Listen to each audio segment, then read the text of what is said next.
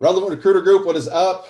Thank you for joining me today. This is our first podcast of 2021. Super pumped. Got a great guest. I've got Joel Lalgee with me today. Joel, thank you for joining me. Hey, man, you're welcome. I'm glad to be here. And thank you for pronouncing my name right. Because it happens, even when I prepare people, 90% of the time they mess it up. So yeah, great to be here.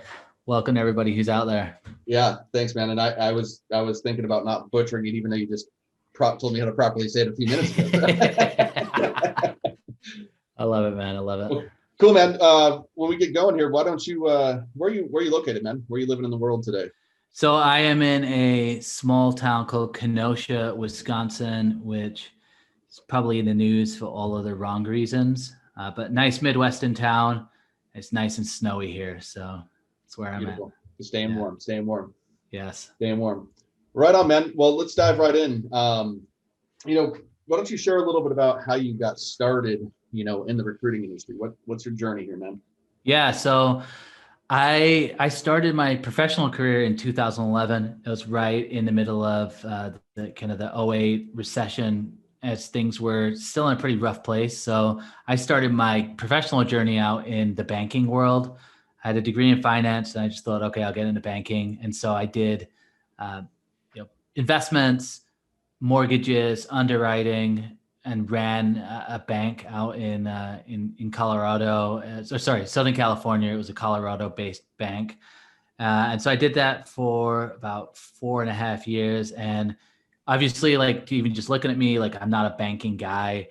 I used to wear like a suit and tie. I would have my face completely shaved, short hair, and banks are really regulated industries. And so I quickly just found, like, I'm not really a rule follower. And so one of my mentors and future CEOs told me, hey, I've got a startup in Milwaukee. We've got 6 employees. We're putting a new spin on recruiting. Come work for me. And I said, yeah, sounds good. And he's like, the only catch is you're going to have to move back to Wisconsin, and you're going to have to, because I want you to get a feel of the culture of the place. So that company is called Titus Talent Strategies. They're based out in Milwaukee. And so I joined them, and they, like I said, it was 5-person startup. They weren't contingent. They weren't retained. They actually had an hourly billable model. So it was pretty unusual model for the industry. Mm-hmm. And I said, well, what am I going to be doing for you? And he said, you're going to be a consultant. And so my job, literally, I was no sales. We had a sales guy that would sell into companies, sell them on this hourly contract. And then I would come in and I'd work on 3 to 4 positions for each company.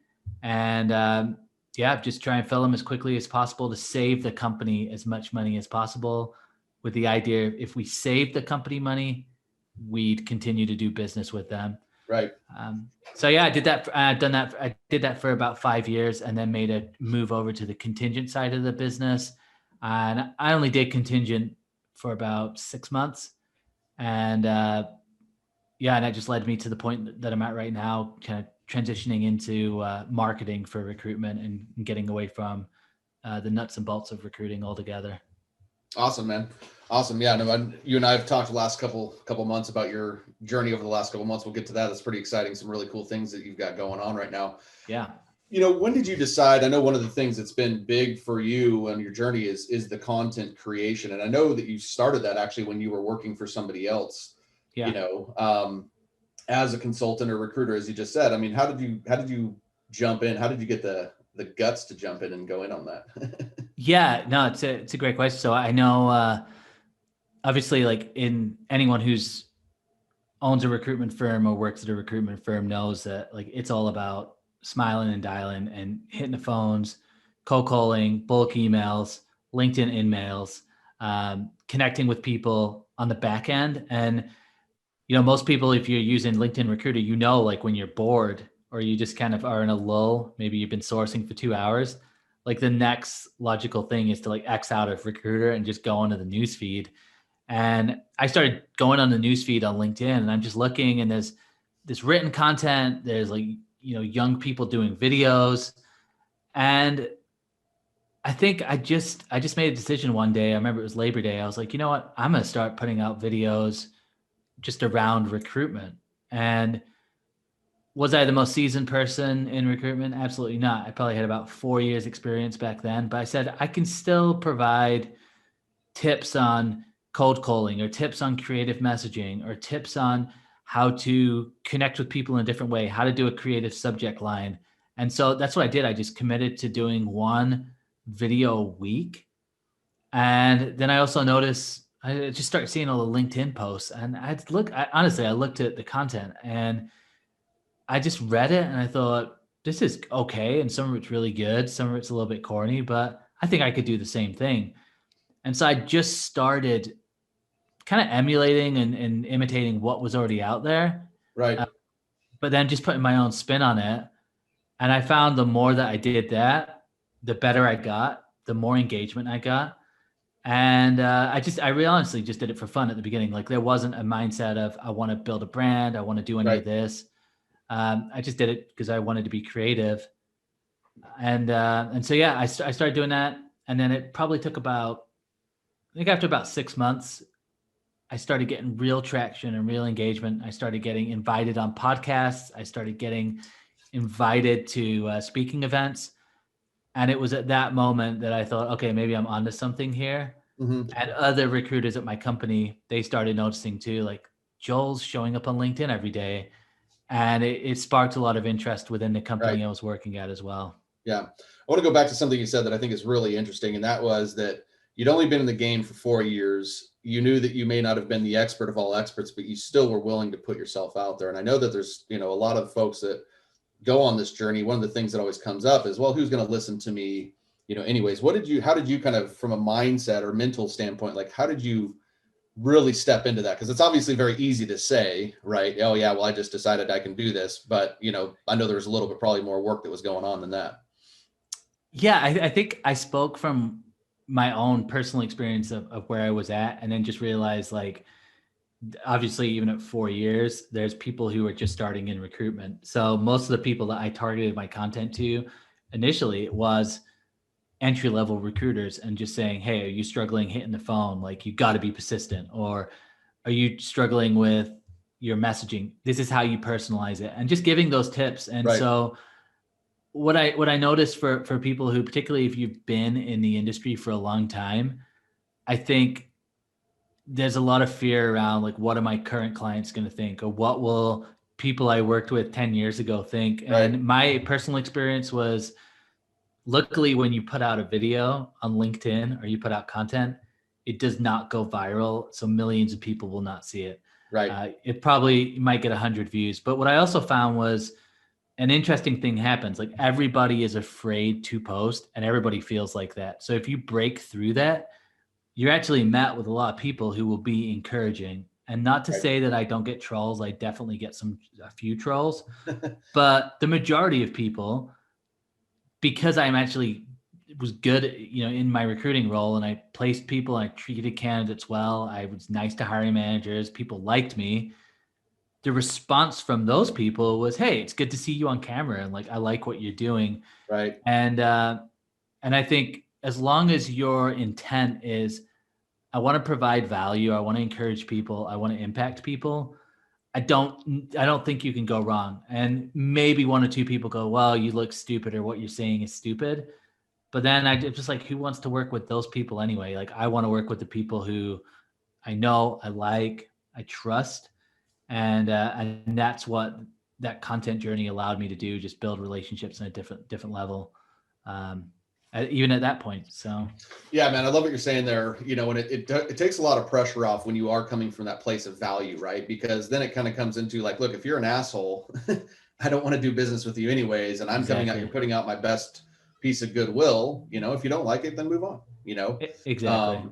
And I think that's huge that you were able to kind of overcome that, because that's something almost everybody, every interview I have on here, this topic almost comes up, because it's just a part of everybody's journey, embracing, putting yourself out there, and then what the potential ramifications of that are. But it's usually normally more of what's going on in their head, right, than what actually happens in reality. And I think everybody is recruited. You go through that. It's probably just a long time. I think for most people who are probably out there listening, it's Right. a long time since you've gone through that mindset of not knowing what you're doing. Because obviously when you start in recruiting, you don't know anything. And then calling up the companies trying to sell them on, hey, I can help you fill these roles. What's your experience? I don't have any.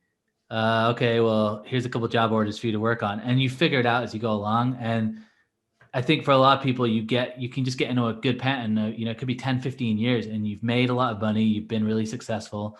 But during that time, there's been a lot of changes in how people interact and how people do business. Social media has obviously emerged, and you have to take yourself back to that time when you didn't know how to make a cold call and you were calling someone and telling them that you could fill a role and you had no idea how to do it.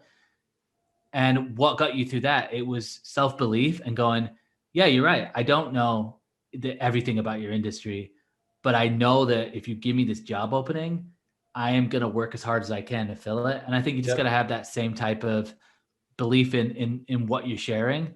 And I promise you this, if you've been in the industry for more than 2 years, you know enough to be able to start sharing with your clients, sharing with your prospects, sharing with other recruiters, like how to do things. Like you will have value at that point, guaranteed. Absolutely.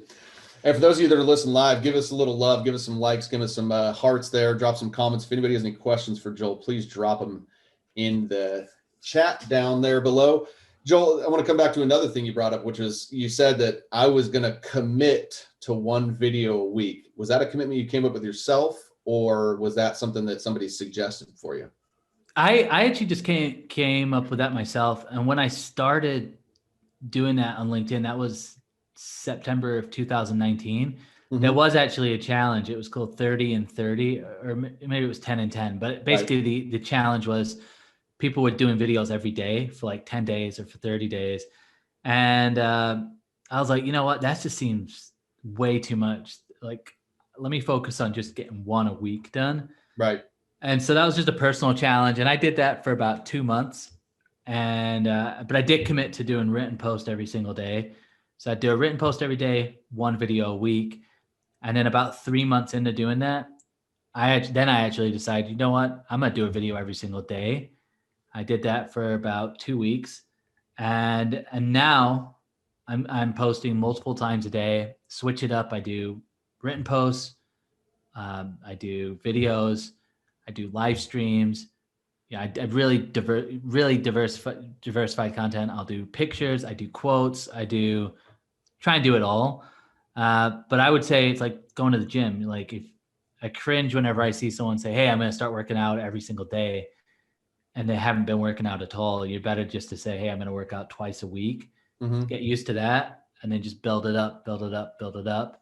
Yeah. And you get better, obviously, which means you can commit to more as well. Right.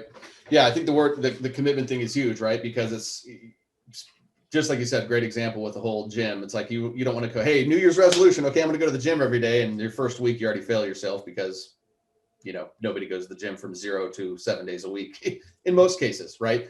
Yeah, and I think you're setting yourself up for success. And I think that's the biggest thing, like for somebody that's trying to get started or focus on the commitment, is like, what's the win for you to start? And then from there to grow.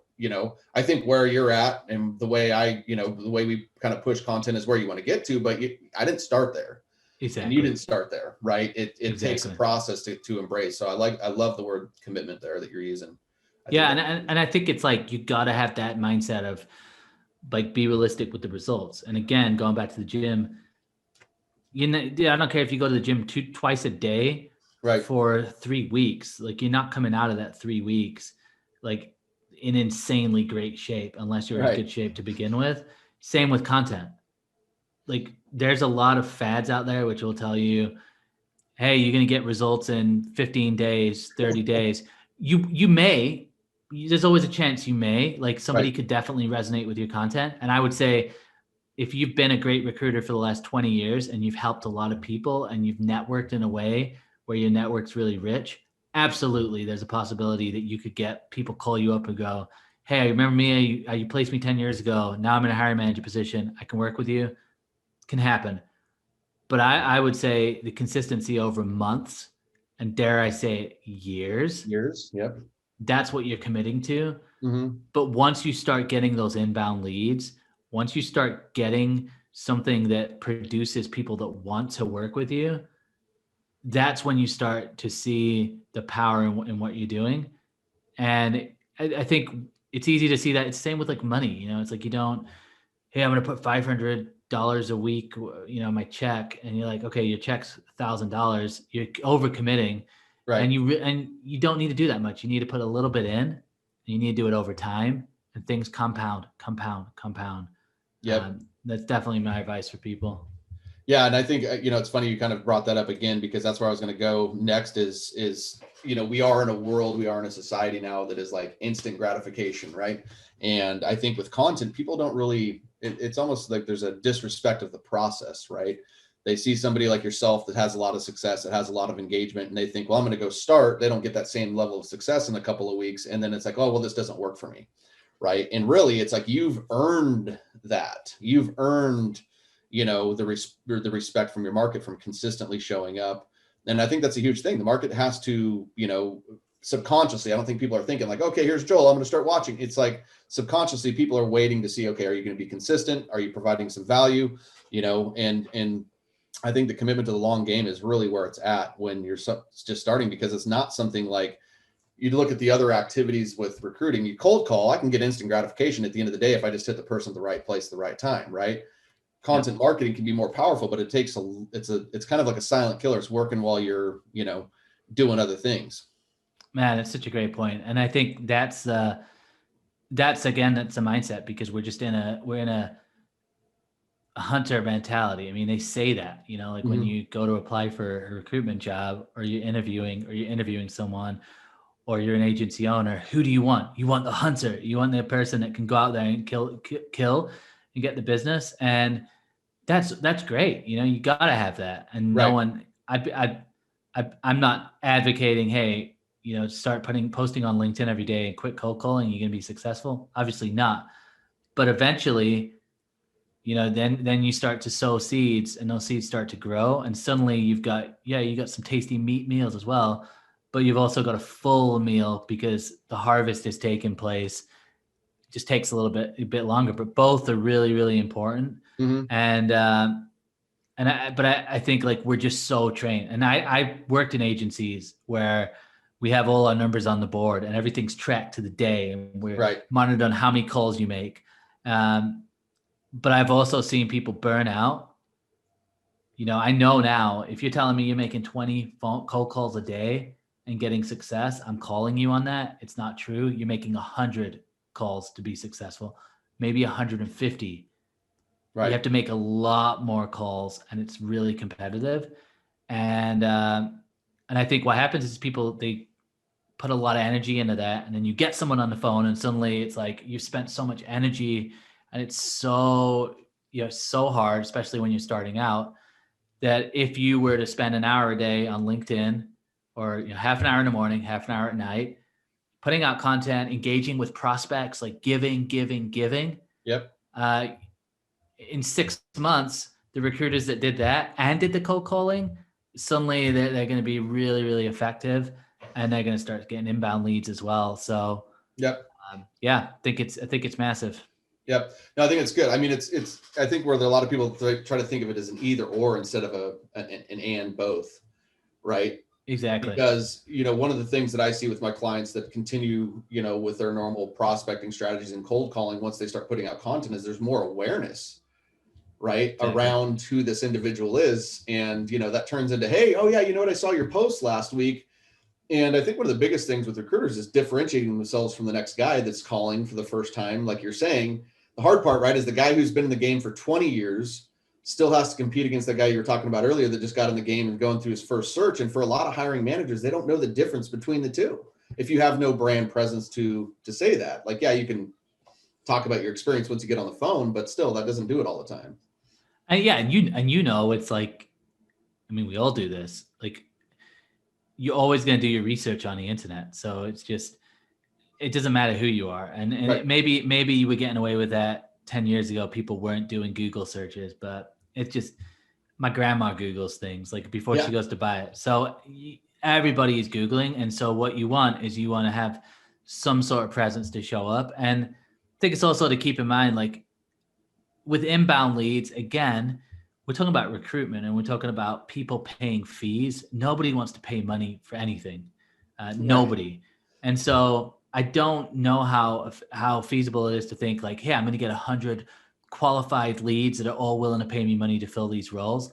Not sure I'm on board with that 100%. Maybe again, if you've got a stellar record and you're placing people at, Twitter or like these big companies and people know you, okay, it could happen maybe. But to your point, that awareness is huge because I go to networking events and people are like, I've seen you, I know you. And it just starts the conversation. If I call people up and they've seen my content, it gives that feeling of trust right away. And that's hard. That's hard to put a value on, but it's like you said, it's different. It's making yourself different. It's making yourself something that you can then sell to your clients and say, hey, with my social presence, like, yeah, it's great for helping me get clients, but it's also great for me helping me get candidates, and it's free marketing for you as well. So there's a lot of benefits to it, which I don't think are seen as much. And I think the other big benefit too is if you create a really good brand, particularly for your agency, you start to attract other great billers and recruiters that are going to come and want to work with you. Right. And so if you've got a really strong brand and everybody knows you, you're probably going to attract some big billers who are going to add to your bottom line of your business as well. And I think that's something that, everybody talks about clients and candidates. I would take one really strong $1 million biller coming onto my team than 10 new candidates, because with the biller, that they're going to produce the same thing. That they're going to add to your bottom line of your business. A client, I mean, you still have to fill roles for them. You still have to be successful. So, I just think there's so many benefits anyway. And I love it, man. Really good stuff. Really good stuff. You posted something the other day. I tried to pull it up, but couldn't do it fast enough. But you posted something the other day about the LinkedIn algorithm, and you see a lot of people always wondering, how do you game the algorithm versus just putting out quality content? You care to elaborate on that? Yeah, I think, a lot of the clients that I work with, there's a lot of similar questions that come up. So they might say, well, what hashtags do I use? What time do I post? What's the best type of post to do? And I think the focus can become on like just trying to like do the right technique things instead of really focusing on what is the message and like what is the actual quality of the content that you're putting out. Because to me, there's no perfect time to post other than sometime. Like you've got to be out there. Hashtags, I mean, there's a lot of different information out there and different social platforms to different emphasis on hashtags, but people focus a lot on like the technical side instead of focusing on what's the story I'm telling, like how am I coming across? Does my content seem authentic, or am I just posting like, inspirational memes from that I've seen other places and just trying to make it look like I'm a super positive person because that's what you do on social media, instead of looking at what's the overall story that I'm showing up with every day. What is the actual message I'm bringing? How much authenticity? How genuine am I? Are people going to read the content and get something out of it? But I know from the clients, like I said, with the clients I work with, a lot of the questions come out just, how do I kind of game the system? Or do I have to like my own post? Do I tag people? Do I do all this sort of stuff? Right. And I would say when you're first starting, the biggest thing to focus on is just how do I write a written post that sounds like me, like it's me speaking? Or if I'm going to do video, how do I do a video that seems really warm and engaging, that's going to get people to like me, first of all? And you start building from that point instead of worrying about, hey, I read in Content Trends 2020 that, I've got to post 3 times a day and I need to schedule it on Hootsuite. It's like, why are you focusing on that? Focus on what your actual message is, what your story is, what your audience is looking for, what other people are doing in the space. I think that's a lot more relevant than, just the technical side of things, which maybe you're wrong. I don't know. How do you coach people on that? No, I'm the same way. I believe in, I think that there are things that you want to get better at, but when you're on this content journey, I think the first thing, and it depends on where you're at, but when you're not, just beginning, it's giving yourself the confidence to push publish whenever you have something, so when I'm coaching somebody, it's like, well, what time should I post it now? Because I know that piece of content right there isn't going to make or break their business either way. Yeah. Right. And, I think that likes and comments are really what's wrong, because it's more of like obviously you want to drive for engagement, right? But likes and comments don't even equal revenue either, right? And a lot of these people, especially if you're thinking about like as a recruitment company, well, when you look at your ideal hiring decision maker, are they the type that's going to like and comment and engage on your content? They're not 9 times out of 10, right? Does that mean that you're not seeing it? No, but they're probably not the personality type or have the time to sit and engage, with the audience. So I think that it's a matter of, posting, getting in the habit of, we're on the same page, getting yourself out there, becoming better at your craft. You have to be willing to suck before you become good. You can't sit there and go, oh, well, I'm going to post this, but I just want to make these tweaks. It's like, no, get it out there. 100%. Yeah. One of my first posts, I was going to tell you, one of my first posts was, oh man, it's so embarrassing, but I did this thing on a Sunday, and it was called emoji math. And it was like, I did like an emoji of a strong arm plus like an emoji of a heart equals a $ emoji. And then I did like a brain emoji times like a working hard emoji, or like working out equals like success. And I had all these emojis, and I thought it was cool. I was like, this is LinkedIn gold right here. And I would never ever post that today. Like right. I never thought about posting that again.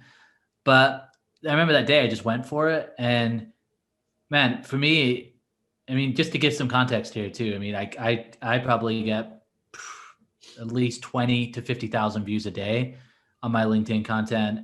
My posts get 200 to 500 likes, 200 comments. Like I get a lot of engagement. Yep. Back then when I was doing it, I think I posted that. I got 5 likes and 0 comments. But there's something to like understanding, like when you do something, it's like you get better with it. And like you said, with the likes and comments can matter depending on what you're selling. But I would say if you're working in manufacturing and your client is you're looking for a process engineer, and your client's a director of engineering. Director of engineering is not going to be impressed with a lot of the LinkedIn content you're putting out. But the other part to remember too is that a lot of this is name recognition and just knowing who you are. Bingo. And I would argue that like Gary Vee, if anyone knows Gary Vee, go check him out. He posts a lot. I don't know what he posted yesterday. I don't know what he posted last week, but I know him. Yep. Because he's on there all the time. And part of this is it's just showing up. And I think a lot of times we get hung up on like what our post, what it said, all this other stuff. Nobody will remember it because they're going to go from LinkedIn or Facebook, and you know what they're going to do? They're going to go to YouTube. Then they're going to go to TikTok. Then they're going to go to Instagram. Then they're going to watch the news. Then they're going to watch a movie. And by the end of all that, they're not thinking about what your post said. But if you show up for 100 days straight, they'll see your face. You've got your headline optimized that says, I place engineers. You show up enough. That's the power of content over years. So yeah, no, I agree, man. I think that's the biggest thing. It's actually, I did a training on that earlier this week. I was talking about as a joke, because I don't know, watching college football or NFL, but the Toyota-thon, the commercials that go on this time. Oh yeah. I saw that. They hammer, right? And so that's the whole thing though. It's all about awareness. I can guarantee that people that become my clients, and I always bring this up when I'm coaching them, is like, okay, well, tell me what I posted earlier today. I'm like, I don't know. I'm like, well, what did I post last week? Well, I don't know. And I'm like, well, nobody really reads. Most people, don't read your stuff end to end, edge to edge, or watch your video from start to finish. It's the fact that they see you there. I don't care what my open rates are in my email. I just want to be consistent in your email box, because I know you might see it. Even if you delete me, you still saw Donnie Gupton, right? So I always just, hate me or love me, I want you to know me, right? Because I Exactly. believe there's an audience for all, but I think that's such great advice, just to be present is the number one thing. It's the number one thing. It is. And the cool thing is too, is like, I think with like emails, because I think obviously, yeah, you want to show up in the emails, but obviously like we get a lot of emails. Right. The cool thing with the content side is it can be a little bit less, I don't want to say invasive, but it's just like they just scroll on. Mm-hmm. People scroll on, and I think that is the worst thing that can happen. And it's the same. It is the same with email. I mean, I guess they could unsubscribe and they can delete. But nowadays, it's just as a war for attention, and I mean, it's why the news keeps on getting crazier and crazier. It's not necessarily because there's anything else crazy going on. It's the fact that the news and like news channels are battling Snapchat, Instagram, Facebook. Everybody's competing for attention. Right. And so what that means is like the bare minimum really is showing up every day on social platforms. But I think that should give hope to people as well, because it means that like you said, you don't get too hung up on like the perfect piece. There's always tomorrow, and you get better over time. You get better. I've had posts that have gone viral, and I get posts now that flop, but I've also learned to take a look at the posts that do really well and understand why they do well. Right. And start to put that into some of my newer content. And then the posts that do badly, I just look at it and go, well, why didn't I do that well? And you start to learn that as well. And then obviously that helps you tailor what you're going to post, and you get better with it. Which I'm sure you see that a lot as well. Yeah, absolutely. 100%. I mean, there's no way to, when you got your first bike, they give you a manual. The manual's not how to ride it. Exactly. You have to ride the damn bike. And content's no different. You have to practice. I'm actually in the middle of a really good book. Seth Godin's new book. I don't know if you've gotten into it yet, but it's called The Practice. Cool. And one of the things, and it's basically about just the habit of content and embracing yourself as being a creator. But one of the things that he kind of says is bullshit is like this whole thing of like, oh, I have writer's block. It's like, no, if you're committed to being a creator, then your commitment is that when I carved out this time, I'm going to write. And some days, it's the exercise, right? Some days I go in the gym and I'm ready to go, right? And some days I go in the gym and I'm like, holy shit. But the fact that I'm there, is the win, right? And so it's the same thing with content. Some days you're going to spit fire and some days you're going to struggle. But if you're just committed to your practice, that's the biggest win for consistency. But it's a really great book. I mean, I'm about a quarter of the way through it, but I just think especially with the season that I'm in my life and what I'm trying to, convey to other people is there isn't a perfect product. There isn't an end, it's just a game that you start to play every single day. Like you're saying, it's every day, and I think one of the things you brought up is good is the attention thing, right? Is we're not just competing with our competitors. That's where I think people really miss it.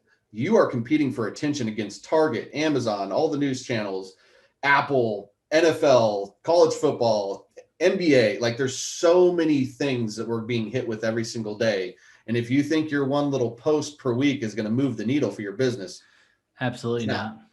Absolutely not. And yeah, and I think the thing that you just want to keep in mind, and I'm sure you tell your clients this a lot, and it is a tough pill to swallow in a lot of ways, but I think the calling, the networking, the network relationships, the live events, all those types of things, like they are really, really important. But mm-hmm. I don't see people surviving over the next 10 years without embracing content. And so I think if you're in that spot where you just know that you need to be doing it, you just need to get into a discipline, and you need to. The funny thing is, a lot of people I talk to who are really experienced in recruiting, like they'll be the same thing that they're telling people who are afraid to hit the phones. They need to be telling themselves the same thing with the content, that it's like, it's just a part of it. Mm-hmm. And so I think you either need to find somebody who is passionate about it, that knows what they're doing, and have them help you or coach you and just keep you accountable. Or you need to learn to love it yourself. And I think some people, like, you will start it and you'll fall in love with it and you'll be able to keep it going and it'll be an amazing thing. And other people, you'll start it and you'll be like, it's an absolute nightmare. And it's okay if you're that person. You just need to then find somebody that knows what they're doing, right, and have them help you.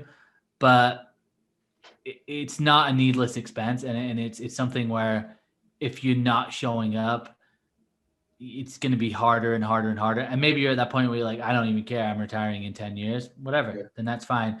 But I think if you're looking past that and you're looking at like this year, next year, 5 years, 10 years, you need to just be thinking about this more and taking it seriously.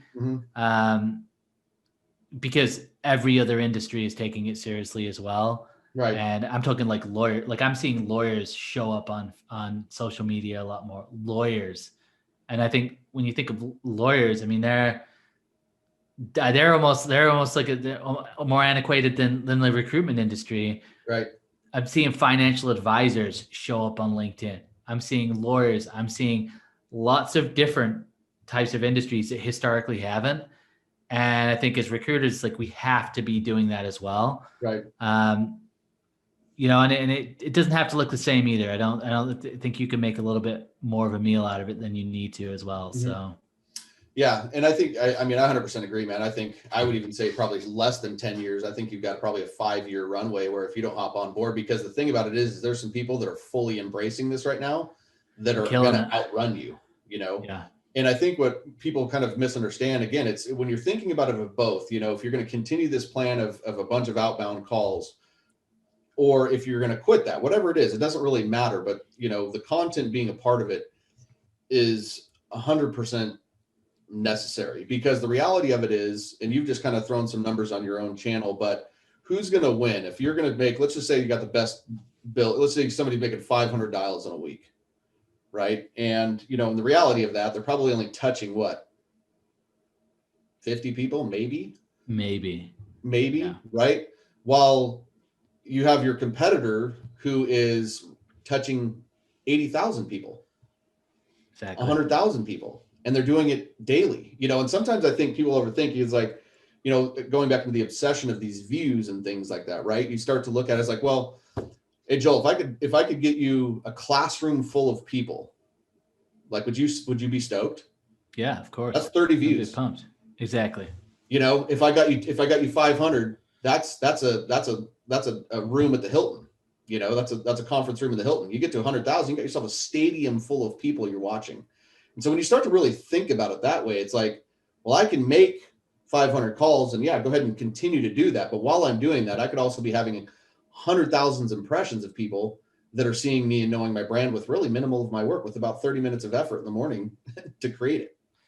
It's wild. And then there's a guy I know whose podcast I listen to quite a bit. And I remember in one of the podcasts, he made a very similar point where he's like, you know, it's like, you got to make 500 calls, 100 calls, however many calls you're making. And he's like, but you could spend a half an hour, you put out one piece of content and you get 300 views, you know, which I think realistically you should, if you got quality content, you know, you're gonna get up 1,000. Yeah. 1,500 to 2,000 is a realistic aim. Mm-hmm. But I did the math on it the other day. It was like 50, let's say you do 1,500 views and you do that every single day. So yeah, weekend included. That's what I would advise. Like something small on a weekend, doesn't have to be big. But you do that. I mean, even if you got 1,000 views a day, that's 365,000 views. You make that 1,500. You're talking about 500,000 views. And then you simply got to look at, you know, let's say if I went on Facebook and I did a paid ad strategy, then you got to do the math on that. And that's the thing with LinkedIn right now is like there is organic reach still. So I think you've got to start looking at things like that and get away from the micro. And if you got to put KPIs around it for your people as well, start putting KPIs around it. I think people are so quick to put a KPI around phone calls and you know, how many job orders have I got? How many of this? You need to start putting KPIs around content creation. How many of my people are connecting with new people on LinkedIn? How many views am I getting? And if you have a team of 5 people, telling you right now, if you got your whole team to post every single day on LinkedIn with their own content, you know, you could be, man, and you start putting links to your website, or you produce something that's like a free guide or whatever that is that you offer. That's how you start driving traffic in a strategic way. And letting your people be themselves as well. I think is another point. Like, yes, you're 3 recruiters on your team. If they're putting out content, they're building their own brands. Let them build their own brands, because it is only going to help you as well. And but yeah, I look at it like the future salesperson is going to be. They're going to have a lot of skills. They're going to have to be a really good writer, because you got to write emails, you got to write text messages, you got to write content. Then they got to be really good on video, because a lot of sales calls are on Zoom. Yep. You're probably going to have to be good at speaking, because you're going to have to be good at podcasts, and you're going to have to be good on video and content. There's a lot of skills that go in that, on top of the traditional cold calling and like persuasiveness and all of that sort of stuff. Yep. And that's the future. That's the future salesperson. It's like a conglomerate of marketing and sales all in one. Right. So yeah. Well, I think that's it's funny you bring that up, because I think that's a huge, competitive advantage that a lot of firms can really get on. The fact is that, hey, when you come work for us, you don't just have to hammer the phone 100 times a day. We've got unique strategies. We've got some stuff that are fun. We have some things that are more modern. And I think that when it comes to attracting the right employee for your business, it's like people want to know what's new, cool, hip, and fun. Exactly. If you want to go find somebody that wants to hammer the phone, that's fine. But like, I think your point on multiple skills is huge, and I think it's inevitable. That is going to be the future. You got to have, be good at least 2 out of 3 of those things. 100%. And I talked to a guy the other day though, who was like, he's got a really successful recruitment firm, and he's calling a lot of salespeople, which I think it kind of adds to it. But his people make 100 phone calls a day, and he's got them motivated for that, and they're doing amazing things. But the funny thing is too, is like, I looked at the guy's LinkedIn following, and he had more followers than me. He had like 60,000 followers. So I'm like, I think, and I was like, well, does that help you? Like, how does that help you in your business? Like, are you developing business? And he said, no, it just makes my recruiting so much easier, because people want to come work for me. And yeah, I just thought that was interesting. And I think that is another relevant piece of it as well. Right. And I love that. Like, if you've got a cool brand, people are going to come and work for you. And, but yeah, I didn't think about that actually, but I think that is a crucial point, and it's just staying on top. It's knowing the times. And, I guess it's being relevant to what is actually going on, which is huge. Right. What would you say, when it comes to content, like somebody putting themselves out there, like what is the easiest way to rip that Band-Aid? Matt, so I talked about this earlier with someone, and I think I would say the first thing that you need to get comfortable with is just being out there. I don't necessarily think that's always creating content. I think sometimes a better thing to do is to start engaging with, so start commenting on other people's stuff, and start consuming content that's relevant to your industry or like recruiters. So for example, look at my stuff. Like, I'm pretty big in recruiting on LinkedIn. Mm-hmm. Joe Mullings, he's another really big name in recruiting. And we've got different styles. Like, Joe is like, he was talking about some like VC, like capital stuff today, but he had a picture of himself. He's got like the cool tattoo. The guy's got awesome studio. His stuff is awesome. Yeah. He's at a different level than me though. My stuff is it's a different feel. It's more me. I'm a little bit less unrefined, but what we're both are doing is we're both ourselves. And that's the important part. So find people who are big name recruiters. Greg Savage is another great example. Like, go read Greg's content and watch his podcast, read his blog.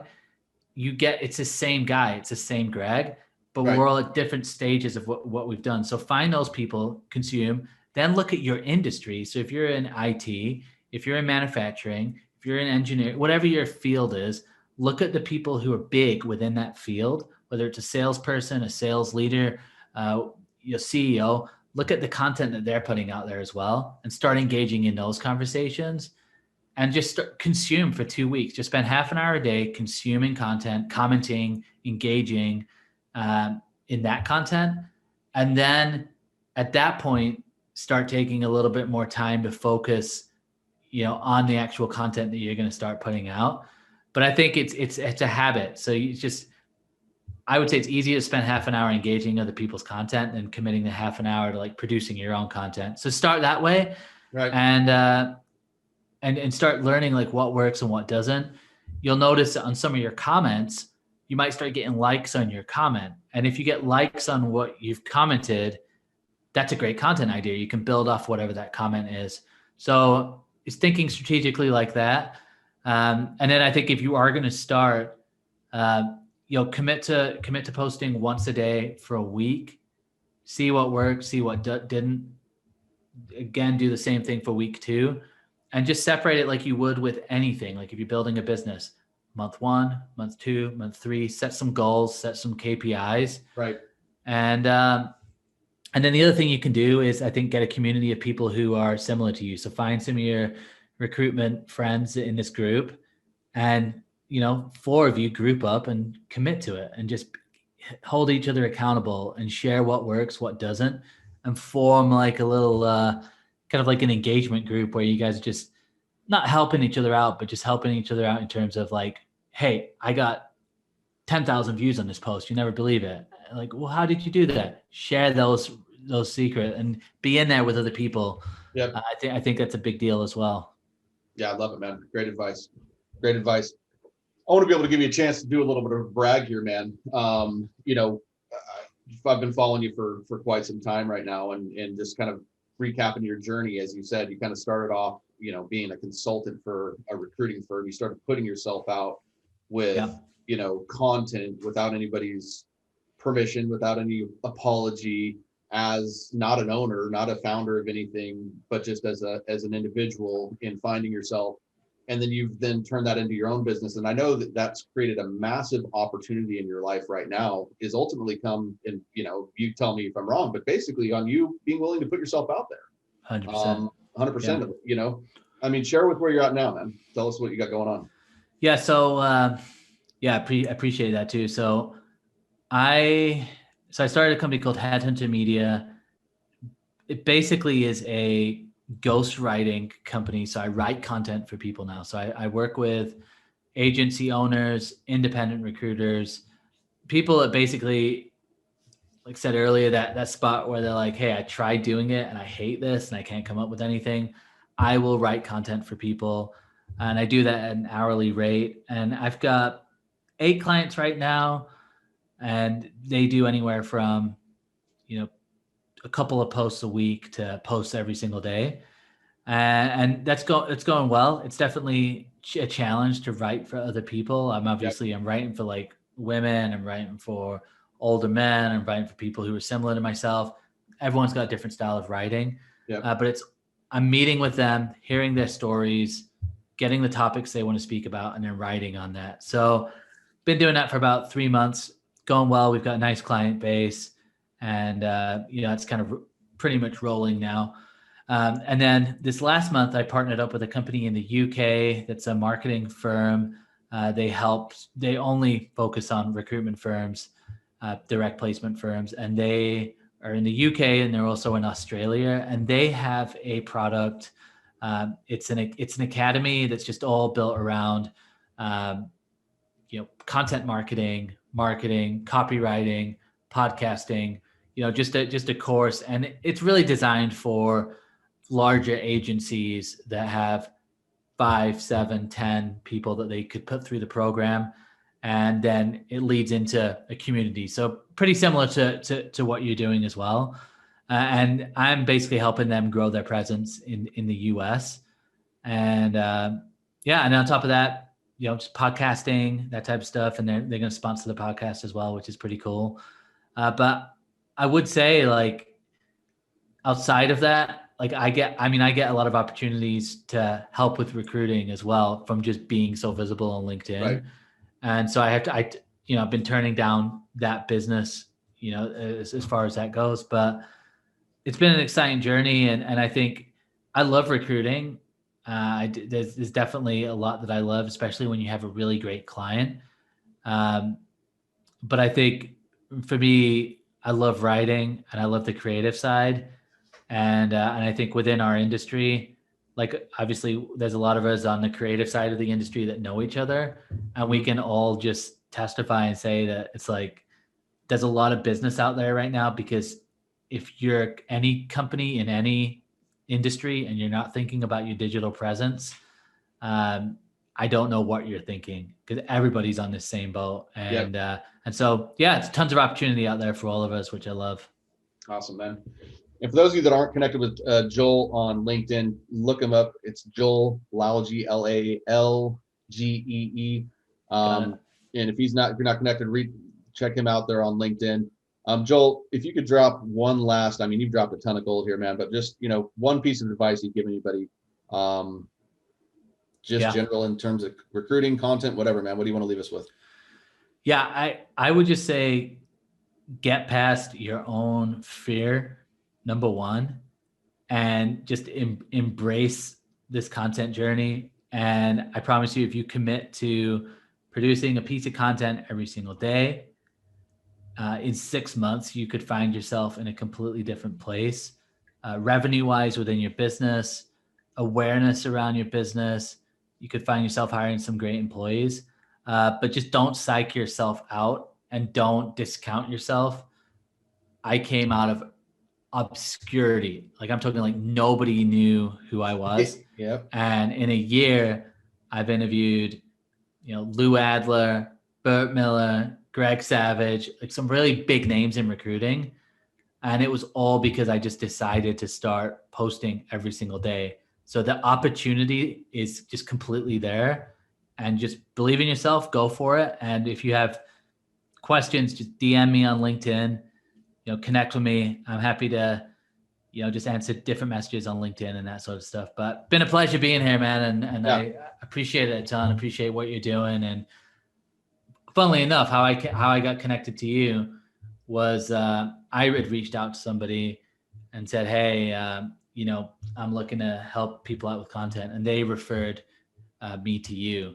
And so I know what you're doing is amazing in terms of just the relationships you're building. And now I see you all the time on Facebook, and I don't know anything about Facebook ads. So I know that you're, I know that you're doing all the right things too, man. So I love it. Yeah, man, I appreciate it. And thank you so much for being here. Those of you that are still listening, give Joel a little bit of love today for all the value he dropped, man. Yeah. Thanks again, dude, for coming and hanging out, dropping the value. Truly inspirational story, dude. What an amazing, opportunity you've created for yourself by willing to put yourself out there, man. And it's been great following you, getting to know you. And again, thanks for coming and hanging with me here.